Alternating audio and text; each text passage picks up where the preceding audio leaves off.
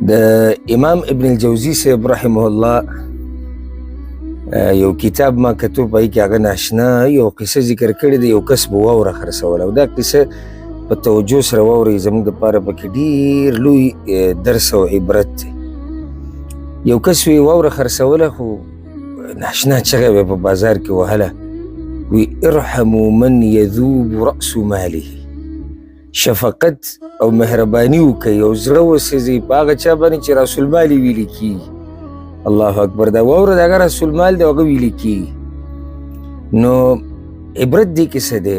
زما او ستا دا ژوند چې کوم دی که نه، زما او ستا دا ژوند او دا وخت دا چې کوم روان دی، زه درته وایم ورب الکعبه زمونږ راس المال ویلې کېږي، زمونږ راس المال ویلې کېږي. او دې ځای کې موږ بل چاته نشو ویلی چې ته پې شفقت وکړه، ته پې مهرباني وکړه. خو زه تاسو ته دا وایم او ځان ته دا وایم چې راځئ په ځان باندې مهرباني او شفقت وکړو، په ځان باندې زړه وسېزو. زمونږ دا راس المال، زمونږ دا راس المال ویلې کېږي. دا ژوند روان دی، دا وخت روان دی، دا د الله په بندګۍ کې تېر کوئ، دا د الله په راضي کولو کې تېر کوئ، خصوصا په دې مبارکو ورځو کې. نو یاد ساتئ دا خبره، بیا یې درته وایم ارحموا من یذوب رأس ماله، مهرباني او شفقت وکئ په هغه چا چې راس المال یې ویلې کېږي. الله رب العزت دې په موږ ټولو باندې خپل خاص رحم وکړي.